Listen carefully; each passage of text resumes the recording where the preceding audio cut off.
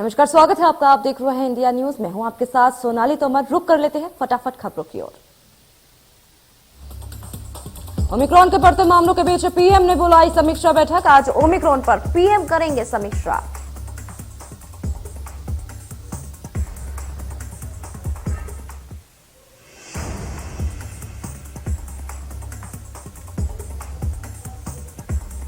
High level बैठक में Omicron से निपटने को लेकर पीएम मोदी अधिकारियों को कड़े निर्देश दे सकते हैं ताकि भविष्य में हर संभावित समस्या से निपटा जा सके।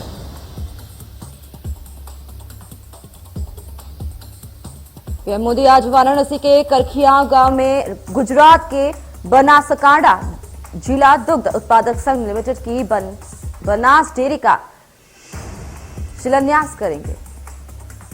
इसके साथ ही पीएम मोदी जिले बनासकांठा को 2100 करोड़ रुपए की लागत वाली 25 परियोजनाओं की सौगात देंगे। 2100 करोड़ की परियोजनाओं में करखिया गांव में डेयरी संयंत्र का शिलान्यास करेंगे पीएम मोदी।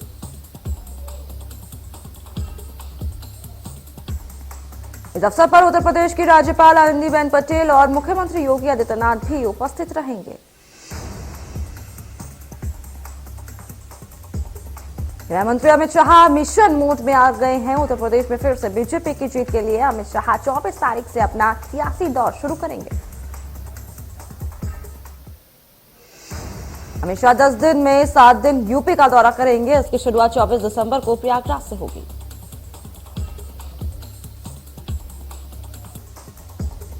अमित शाह अयोध्या में रामलला के दर्शन भी करेंगे और रोड शो भी करेंगे। इस यात्रा के दौरान करीब 140 विधानसभा क्षेत्र को कवर करने के लिए भी 21 संभावना और 3 रोड शो करेंगे। राजधानी भोपाल में सीएम शिवराज ने किया वन मेले का शुभारंभ। 26 दिसंबर तक चलेगा मेला। वन मंत्री समेत कई नेता इस दौरान मौजूद।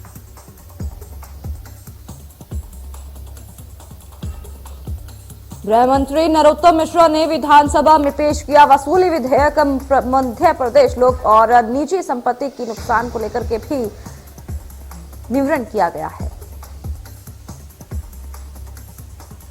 मध्य प्रदेश के पंचायत चुनाव परिणाम पर निर्वाचन आयोग ने रोक लगाई है। नतीजे सीलबंद कर सुरक्षित रखने का आदेश।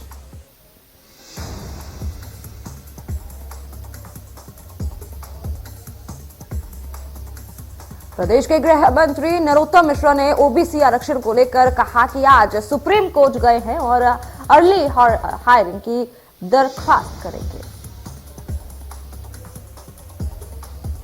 गृह मंत्री नरोत्तम मिश्रा ने कहा कि पत्थरबाजों के खिलाफ विधेयक ला रहे हैं और अपराधों पर लगाम लगेगी।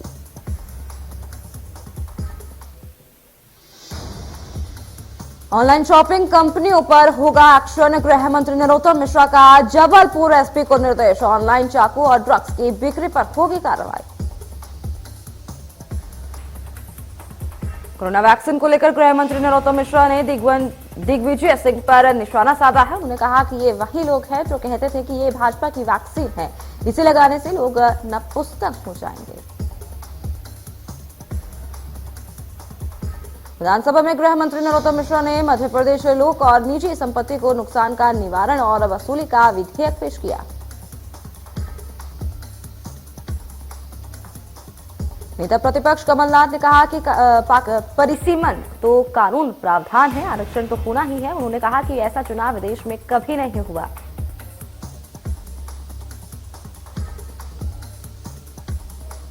रायसेन के शाइनिंग पब्लिक स्कूल में जिला स्तरीय ताइक्वांडो प्रतियोगिता का आयोजन किया गया। इस प्रतियोगिता का आयोजन लगातार तीसरी बार किया गया है, जिसमें जिले भर के करीब 400 बच्चों ने हिस्सा लिया।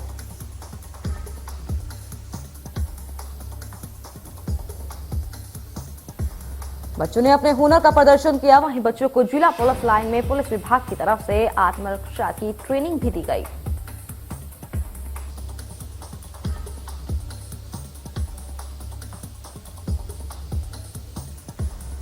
किसी भी तालाब या डैम से सुखान या छोटी मछली निकालना पूरी तरह प्रतिबंधित है। इसके बावजूद रायसेन जिले के सबसे बड़े बारनाथ डैम से इसकी कालाबाजारी नहीं रुक रही।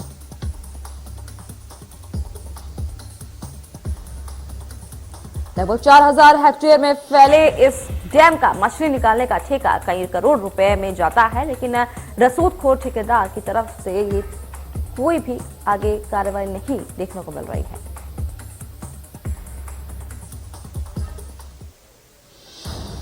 मुरैना में बिजली विभाग के सहायक यंत्री पर हमला कर मामला सामने आया है। जानकारी के मुताबिक एक युवक बिजली विभाग के कार्यालय पहुंचा और सहायक मंत्री के सिर पर हमला कर दिया।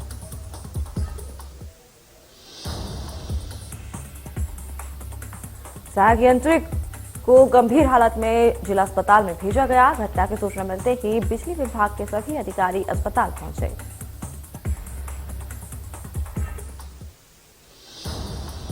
युवक ने बिल में संशोधन न होने से गुस्से में आकर घटना को अंजाम दिया। वहीं पुलिस ने आरोपी युवक को गिरफ्तार भी कर लिया है।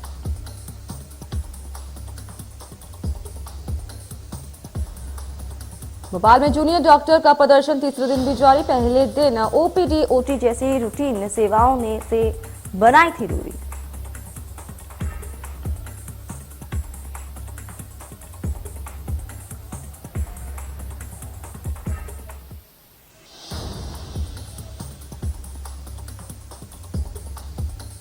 भोपाल शहर की माता मंदिर से जवाहर चौक की सड़क पर बाइक सवार ने जमकर स्टंट किया। स्टंट के चलते बाइक में सवार युवक युवती नीचे गिर गए और दोनों घायल हो गए, जिसका वीडियो सोशल मीडिया पर वायरल हो रहा है।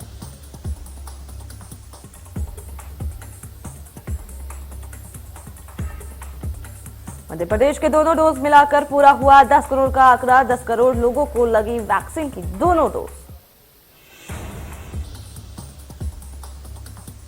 अभी भी 1 करोड़ डोज लगना बाकी है। करीब 5.50 करोड़ लोगों को लगनी है वैक्सीन। 31 लाख लोगों को पहला और 70 लाख लोगों को दूसरा डोज लगना बाकी है।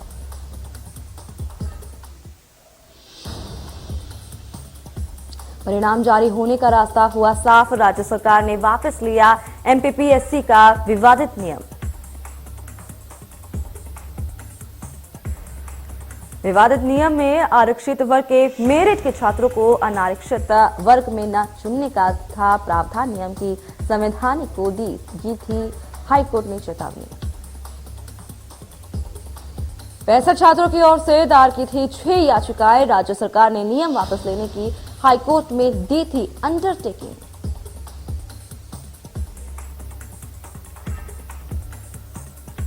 इंदौर में सांसद शंकर लालवानी की कोशिश का हुआ बड़ा असर। एयरपोर्ट की तर्ज पर अब आधुनिक होगा इंदौर का रेलवे स्टेशन।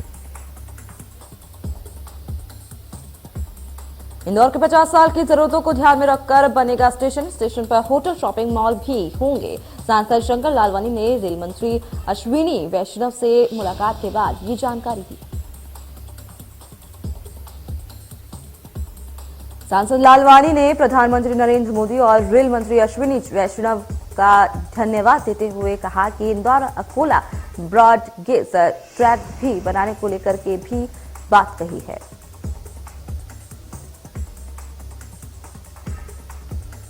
एमपी के बुंदेलखंड के बीजेपी सांसदों ने पीएम मोदी से मुलाकात की। बीजेपी के प्रदेश अध्यक्ष और खजुराहो के सांसद बीडी शर्मा के साथ सांसदों का दल पीएम मोदी से मिला।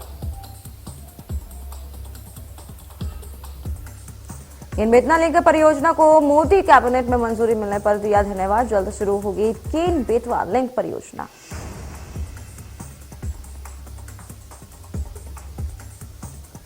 रायपुर महापौर एजाज डेबर ने लॉन्च किया Raipur clean city app. App के जरिए अब लोग घर के सामने वाली कचरा गाड़ी को भी इंतजार नहीं करना पड़ेगा।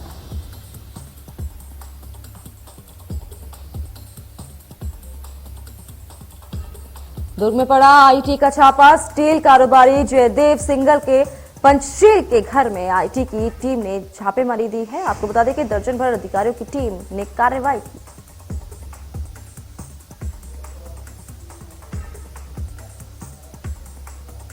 इंदौर जिला कोर्ट के वकीलों की साधारण सभा में हुआ बड़ा फैसला। 11 दिन तक वकील कोर्ट में पैरवी नहीं करेंगे।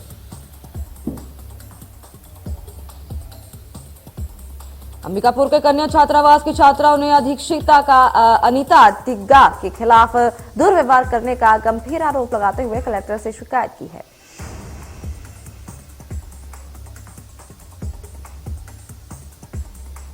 कोरिया के जनकपुर में मितानीन स्वास्थ्य पंचायत सम्मेलन में राज्य मंत्री गुलाब कमरो और बीजेपी के पूर्व संसदीय सचिव चंपा देवी पावले जमकर थिरके।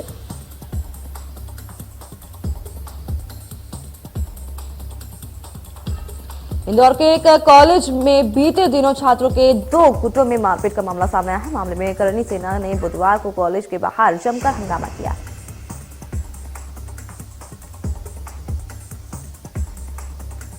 कांकेर पुलिस को मिली बड़ी सफलता। 3 लग्जरी कारों में से 2 क्विंटल गांजा जब्त किया है। 4 आरोपी हुए गिरफ्तार।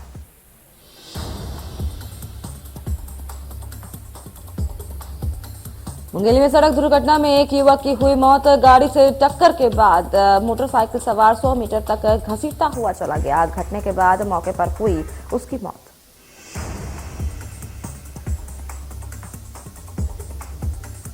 धमतरी में मोटरसाइकिल चलाने वालों को हेलमेट लगाने की हिदायत दी है। यहां जागरूकता के लिए बुधवार को धमतरी पुलिस ने जागरूकता बाइक रैली निकाली।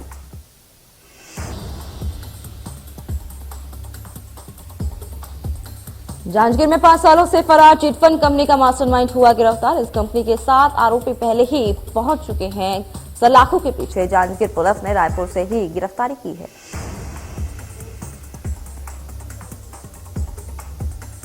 बालाघाट में अपने आप चल पड़ा रेलवे का डेच पावर इंजन। कड़ी मशक्कत के बाद उसे रोका गया, जिसका बड़ा हादसा होने से टल गया है। सोशल मीडिया पर वायरल हो रहा है वीडियो, जिसे रेलवे के कर्मचारियों ने कड़ी मशक्कत के बाद रोकने में सफलता प्राप्त की है।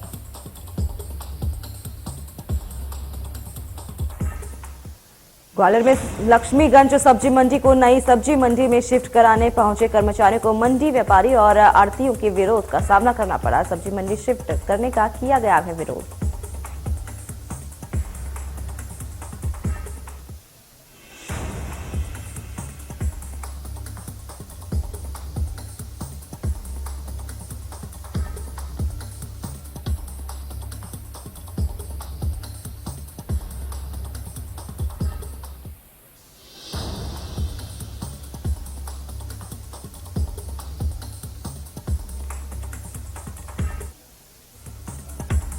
मुरैना में पूर्व सीएम का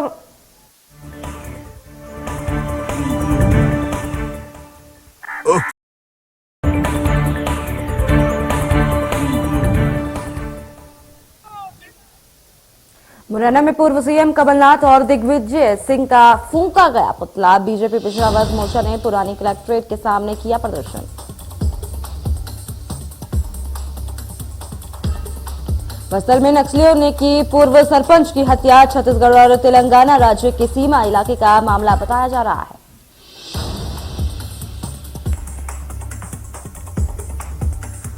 इंदौर से चौका दमोह होते हुए सतना जाने वाली मैंगो बस पलटी। बस पलटने के बाद 2 दर्जन से ज्यादा लोग हुए घायल। छिंदवाड़ा में अमरवाड़ा नगर के टीवीएस शोरूम के पास की घटना। ऑटो पार्ट्स की दुकान पर लगी भीषण आग।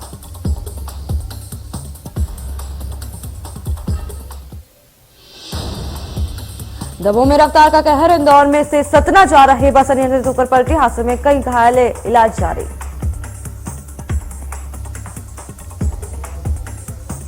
मंदसौर के सातखेड़ा गांव में सूदखोरी का मामला सामने आया है, जहां रामगोपाल शर्मा ने सत्यनारायण को 1 साल पहले 5 लाख रुपए दिए थे। अब वो सत्यनारायण की जमीन हड़पने के लिए ब्याज समेत 17 लाख रुपए मांग रहा है। जिसके बाद गरीब फरियादी ने गरोठ थाने में शिकायत दर्ज कराई है। इसके बाद सूदखोर रामगोपाल के खिलाफ मामला दर्ज कर लिया गया है। पंचायत चुनाव को लेकर ग्वालियर में उपयोग में आई जाने वाली ईवीएम का मंगलवार को प्रथम रैंडमाइजेशन किया गया है।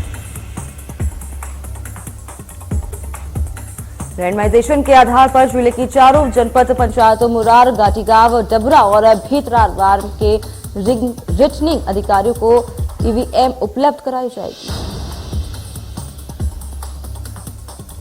इंदौर में कमिश्नरी सिस्टम लागू होते ही पुलिसिंग में बदलाव आया। अपराध के साथ साथ आरोपियों पर भी अंकुश लगाने की कवायद तेज।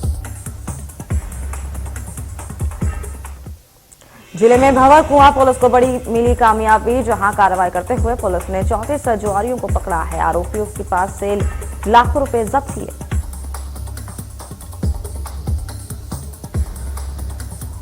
कांकेर के मीनानिनों ने प्रोत्साहित राशि देने की मांग की है। मीनानिनों ने घेरा कलेक्ट्रेट। वहीं मितानिनों ने कहा कि कोरोना के दौरान घर घर जाकर काम करने के बावजूद नहीं मिला पैसा। गरियाबंद में एक ही कमरे में चल रही है 5 क्लासेस। जिले के झूरा ब्लॉक के कुम्हरमरा में सरकारी स्कूल में हो रहा है ये हाल।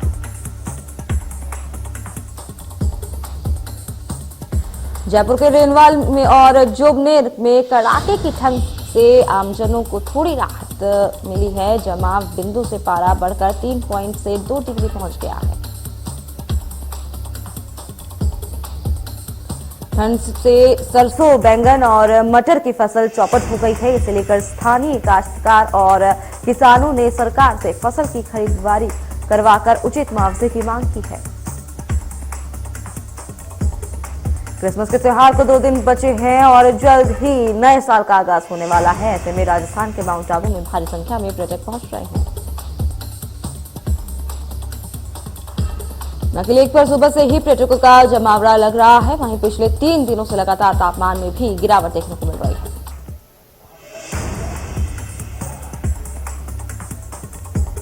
प्रदेश के कवर्धा के कुछ इलाकों में हल्की बर्फबारी भी हो रही है। पिरावट और घास पर बर्फ की परत देखने को मिली।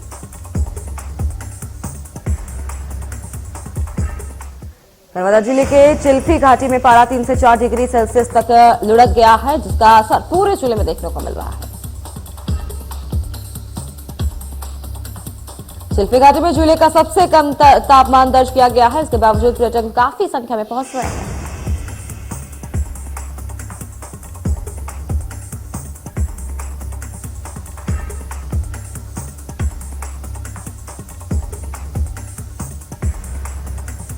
छत्तीसगढ़ में शीतलहर की शुरुआत। दुर्ग में 8 डिग्री तक सामान्य से कम हुआ।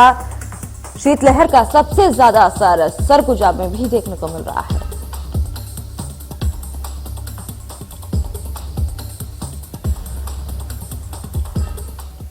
छिंदवाड़ा में पहाड़ों पर बर्फबारी हो रही है। वहीं प्रदेश के उत्तर दिशा की ठंडी हवाओं से शीतलहर जारी है।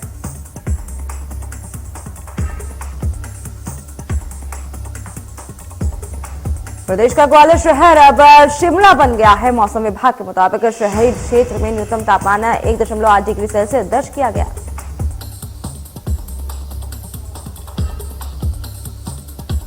शहर के आसपास के इलाकों में खेतों के साथ वाहनों पर भी बर्फ जम गई है और तापमान और आसपास के इलाकों में न्यूनतम तापमान काफी अंतर देखने को मिल रहा है। हालांकि मौसम विभाग ने कल से पश्चिमी विक्षोभ का असर होना बताया है, जिससे लोगों को कुछ हद तक कड़ाके की ठंड से राहत मिल सकती है।